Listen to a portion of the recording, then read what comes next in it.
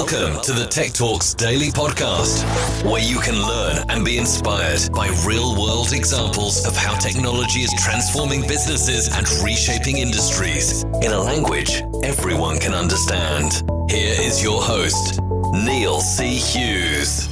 Welcome back to the Tech Talks Daily Podcast. Now, the world is a very uncertain place right now, and I honestly think that cybersecurity is going to be one of the most important aspects of technology that the whole world is going to be focusing on throughout this year and beyond. But then I'm just an IT guy that's always worried about worst case scenarios, and I often find myself thinking things like, will automation replace 24/7 security analysts?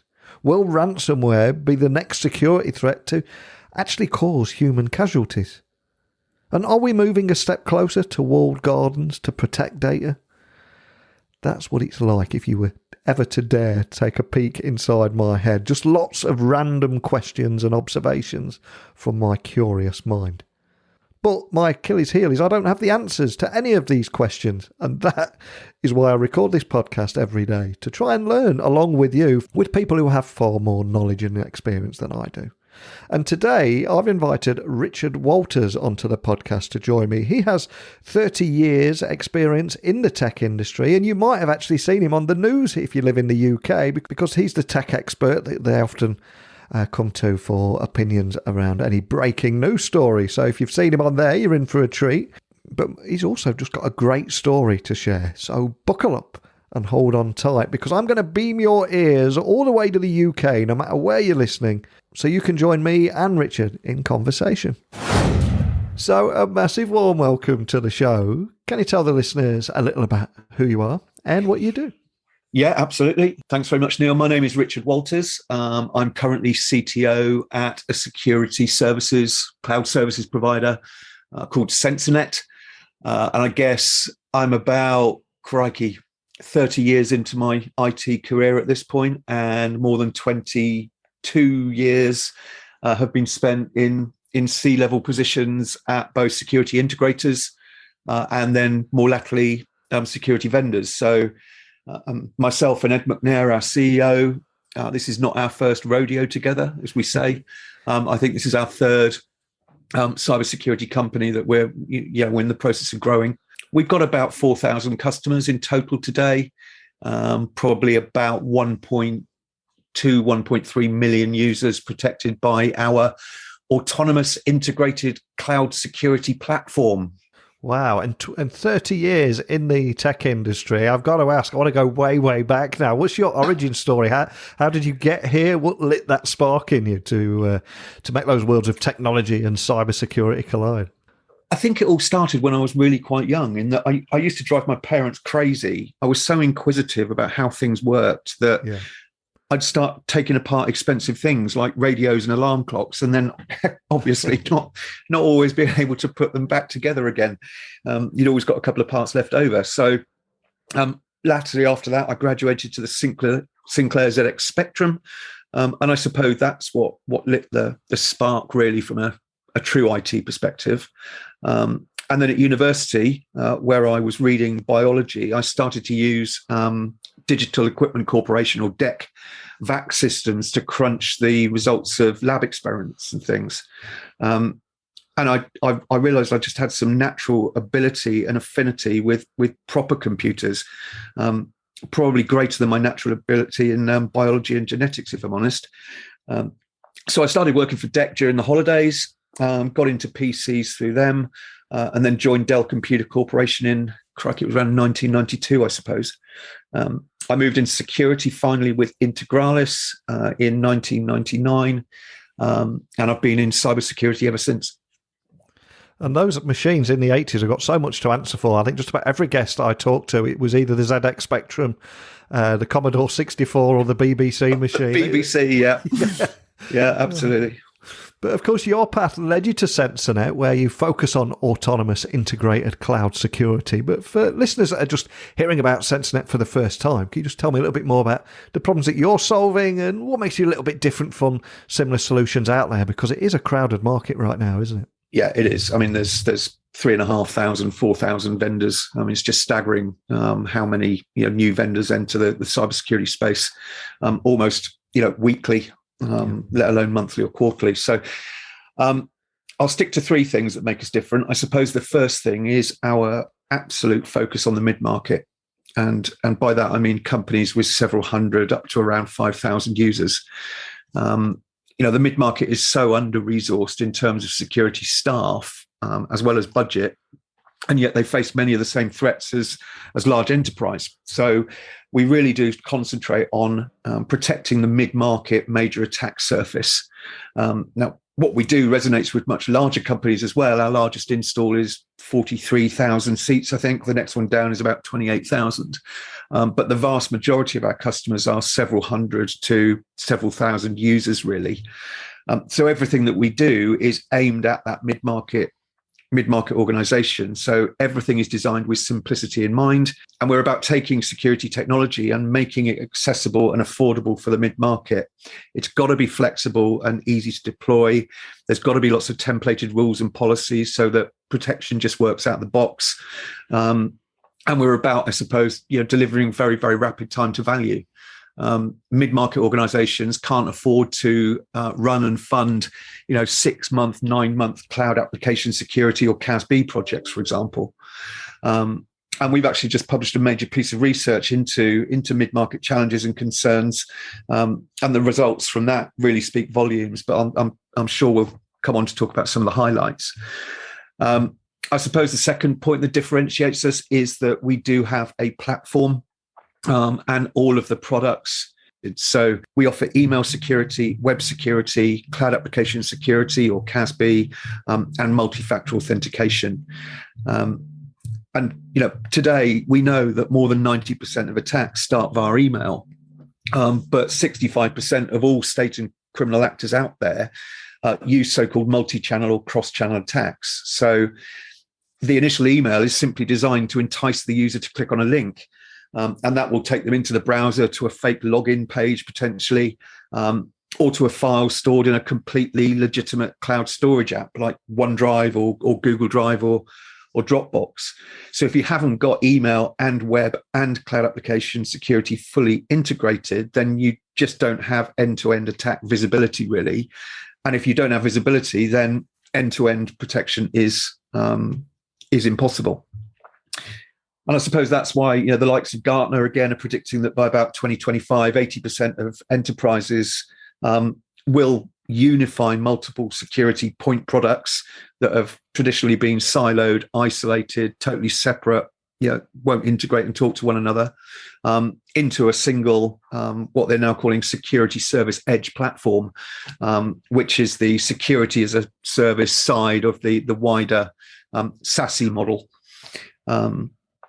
Third differentiator for us is very much the autonomous capabilities within the platform. So any of the services within the platform can respond to security events or state data about a user or a device or a mailbox or some other cloud object potentially. And they're able to then prevent attacks in real time. So if email security sees a phishing email come in, then the autonomous nature of the platform means that web security will immediately react and block that link for all users within the organization. And in the mid-market, again, where security is definitely not 24/7, it's much more 9/5. That has a huge impact. And I'm sure we'll talk more about that as well. We sure will. And anyone that's scrolling down their news feeds this week or the last few weeks would have seen that predictably this year we can expect more ransomware to be a continuous security threat. But can you tell me more about why you think it's going to go even further than that and actually cause human casualties in the long term? Yeah, I mean, I think it's a probably the question is when, not if, at this point. Yeah. Because there was a case in Germany back in November last year, I think, when a patient died in a hospital in the Cologne area, whilst ransomware was disrupting emergency care. And after a thorough police investigation, or perhaps exhaustive would be a better description, as this was Germany after all, but that investigation lasted several months and resulted in the verdict that the patient was in such poor health that she would likely have died anyway. And that's really why I say it's only a matter of time, because organizations that are underfunded but also those that are forced to use outdated, vulnerable versions of operating systems and other software are particularly likely to be hit with ransomware. Defending the outbreak of ransomware in a traditional local area network where you've got VLANs and tight segmentation, people that are getting hit with ransomware today, it's their cloud infrastructure that is lacking that same segmentation, where ransomware is running rampant, or in the healthcare sector and other sectors that are heavily reliant on IoT or OT. Then you've really got the perfect storm, because you've got massive underfunding, and then devices, things like MRI scanners, CAT scans, the list is long. And those are extremely expensive assets. So they will remain in service for a long time and are running older versions of code. So I think that's why, why we predict that, really. Yeah, we're already in uncertain times, and there's been reports in the past of entire power grids being attacked as well, which obviously just brings everything offline. And I was also reading recently about the ABC of security will be activity, behaviour and context. You had a little smile there, so I take it as a subject very close to your heart. But can you expand on that? Neil, I wish what we did was as easy as ABC, but sadly it's not quite that simple. I suppose I'd hope that most listeners of these days are logging absolutely everything that takes place within their IT environment. I mean, I think we've been told for a very long time that we should capture logs from everywhere. We'd probably forgive them if they don't look at the vast amount of log data, but at least it's there if you do need to use it to support, post-incident investigations, I suppose. So in that log data, you've clearly got activity. So there's the A of ABC, and over time, activity by definition is behavior. So there's the B, and then C is all about context. So mentioned I worked for Digital Equipment Corporation. I actually joined them in 1987, which was when they published the first ever paper on stateful inspection firewalls. Fast forward to 2020, 2021, and it finally happened. COVID killed the traditional perimeter. And the thing that's replaced that traditional perimeter is absolutely context. Everything from identity to device health, to network location, geolocation, geovelocity, as well as simple things like the time of day and the day of the week. Context, absolutely. You have to consider all of that contextual information that's available to you, and continuously assess risk based on all of that conditional information. And when you look to the future and you start talking about zero trust, and even though John Kindervag at Forrester came up with the initial zero trust model or framework over 10 years ago, zero trust, despite what a lot of marketing teams would want you to believe, zero trust is not a product you can go out and buy. It's an initiative, it's a framework, it's a model. And what underpins that model is actually context and conditional rules and policies. So that's ABC. It's all about activity. Activity over time is behavior, and context is absolutely the new perimeter.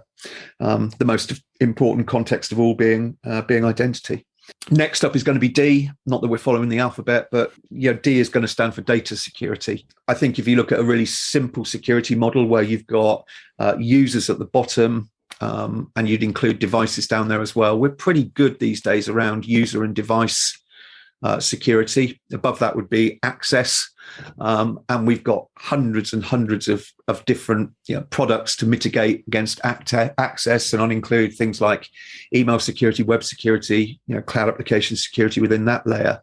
The third layer would be data, and we're absolutely rubbish at it today. And I think that needs to change. We've seen even mid-market organizations kind of evolve in terms of their thinking. 4 years ago, maybe, when it came to cloud applications, a lot of them were in denial. We don't use the cloud. Well, it's like, well, do you have Salesforce? Yes. Do you use Microsoft Office 365? Yes. Do your people access LinkedIn? Yes. Well, they're all cloud applications. And so then people moved into this stage where all they wanted was visibility into the applications that their users were interacting with. Then suddenly they decided that maybe uploading files to services like Dropbox and personal OneDrive accounts, maybe that wasn't a particularly good idea. And so they wanted to be able to sort of manage specific actions, particularly around file-based events such as attach, send, upload, download, transfer, etc. What we've seen in probably the last 12 to 18 months is they've accepted the cloud. They've had to accept the cloud because of the rush to remote working, which has hopefully come now secure remote working, because it really was a rush in the first instance and not much of it was secure. And they've had to allow people to collaborate and interact using things like Office 365, so OneDrive, SharePoint. But what we're just starting to see is this massive uptick in interest in, I'm going to allow my users to upload files to OneDrive, but I want to know what the content, the data within those files is. So I think after ABC, we're logically going to hit D, which is going to be around data. And another big topic right now is the cybersecurity skill shortage. And I was reading recently that in Asia Pacific alone, there were 3 million unfilled cybersecurity positions. So do you think automation will eventually replace 24/7 security analysts, or is it more likely to complement those human security analysts and enhance their performance rather than compete and replace them? Yeah, so I think the cybersecurity skill shortage is very real, and it's a global shortage. Yeah, it's absolutely everywhere. I mean, it was really evident in the US, and then eventually made its way into Europe, and now down into APAC, as you say. And I think that's really because a lot of us who are my age, mid-50s, approaching 60, want to looking to retire. The kind of old school, the really experienced previous generation of cybersecurity experts, they're all nearing that kind of retirement age. And what you've got coming through is system administrators really with very little experience that are grappling with these really complex security ecosystems. And they don't have, there's not that many mentors around anymore. So I think automation is important. It's certainly important if you don't have a 24/7 team. In the large enterprise, then you'll have a security operations center, with level 1 and level 2 and level 3 analysts. Nice thing about automation within that environment is you can offload the mundane, repetitive, low-level tasks from those analysts and allow them to use their experience and focus on what they should be doing, which is things like threat hunting, looking for indicators of compromise, or better still, indicators of behaviour. But that's probably a topic for another day. Obviously, down in the mid-market where we're focused, no organisations have a SOC that's in operation 24/7. And just going back to that research that I mentioned that we announced or published last week, we interviewed hundreds of mid-market companies, and nearly half of them have 2 or fewer people looking after cybersecurity. But over a quarter of them have more than 30 security point products to manage. And those products on average are generating 716 alerts per day.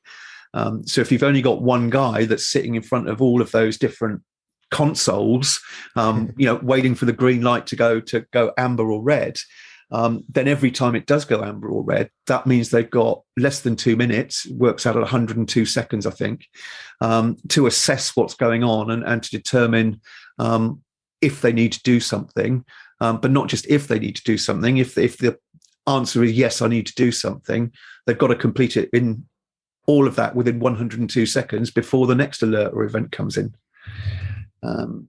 So automation to the mid-market is game changing. For one thing, it will extend security coverage from 9 to 5 to 24/7, but it also turns up the level of security overall from a 4 to 11.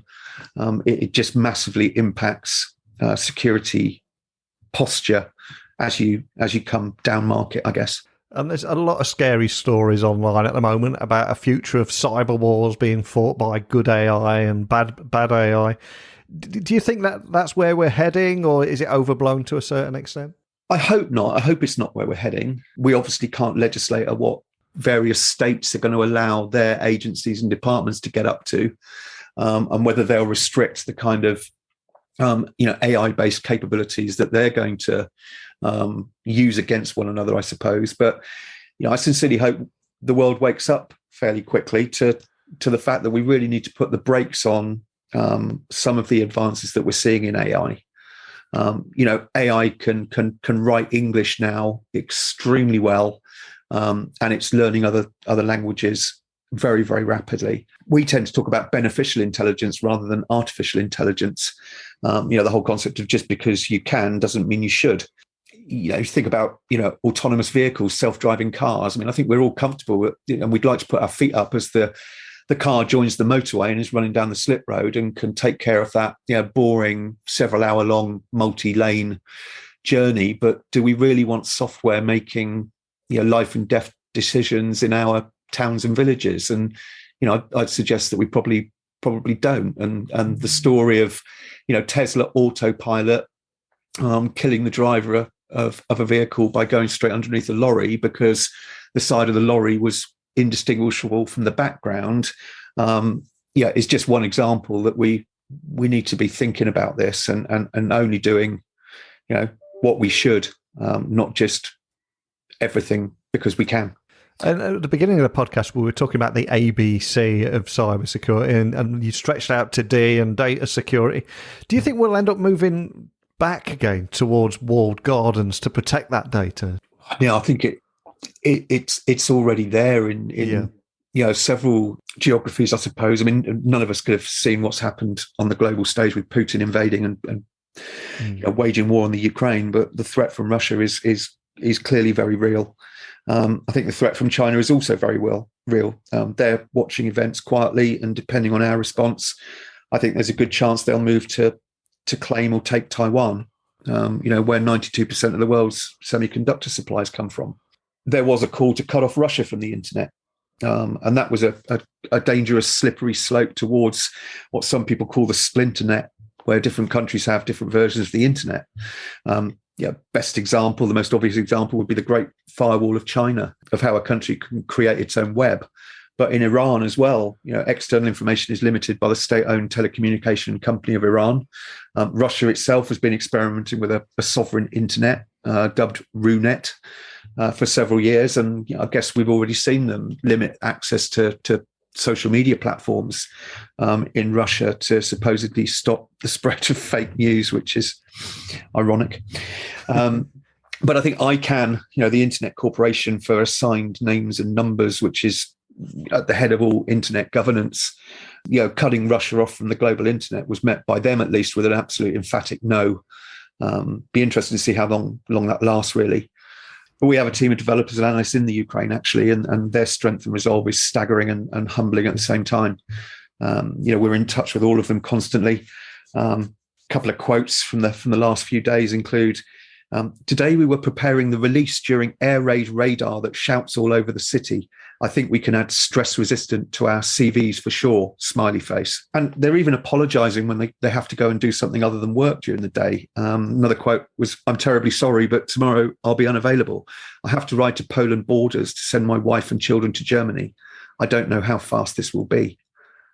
It's just staggering how these guys are standing up to the adversity that they're facing.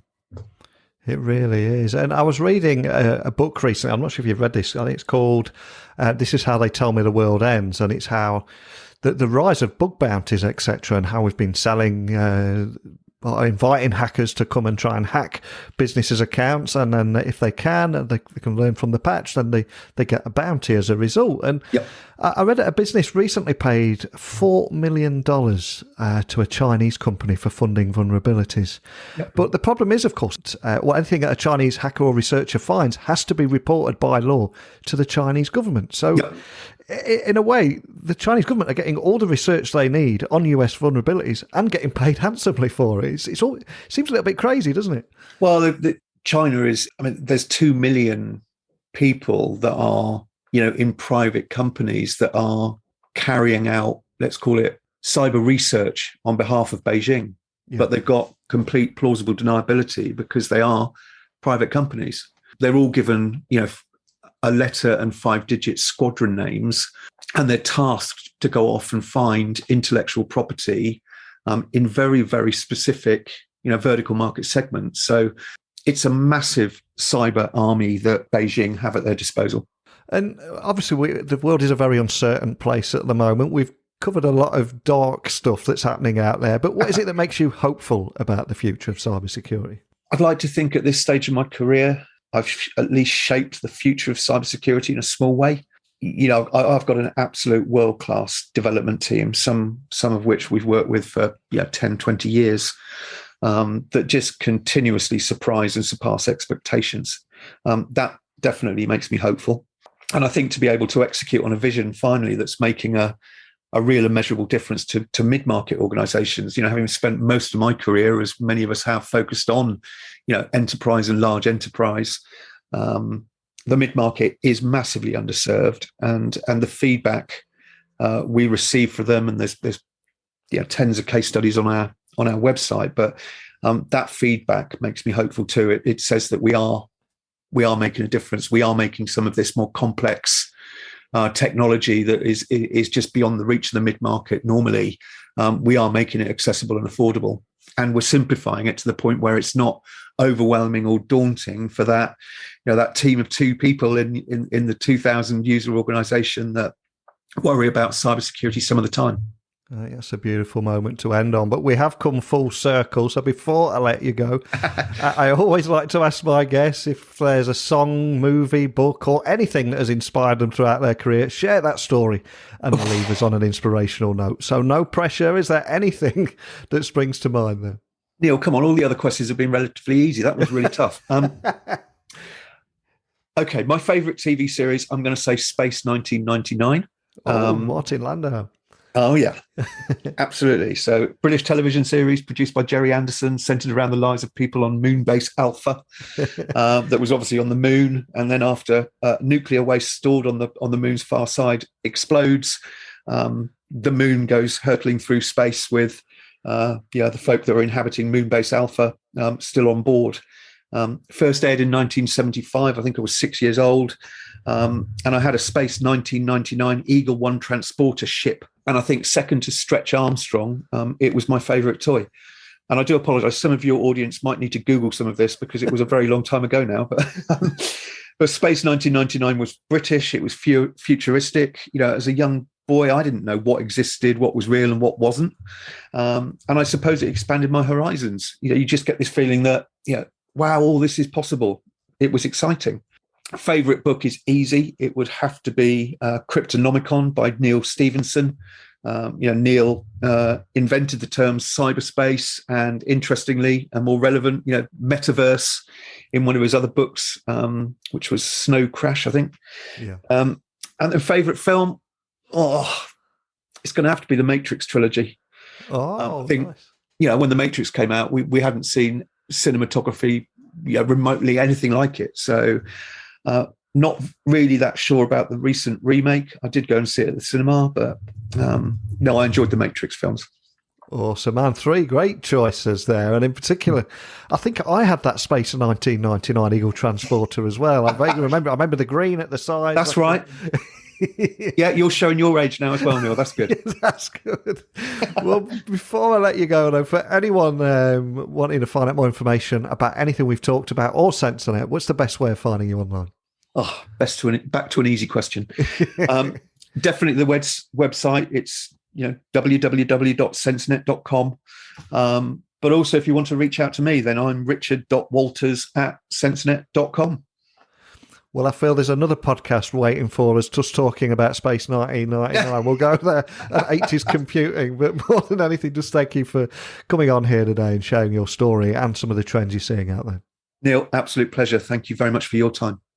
What an incredibly cool guy. And the next time I see him on the news offering an opinion on a tech story, I'll be the one shamelessly saying to my wife, that's Richard. He was on my podcast. as she shakes her head and rolls her eyes. But you all understand, and that's enough for me. So as always, keep your questions, observations, insights coming over to me. You can email me techblogwriter@outlook.com. Connect with me on LinkedIn at Neil C. Hughes.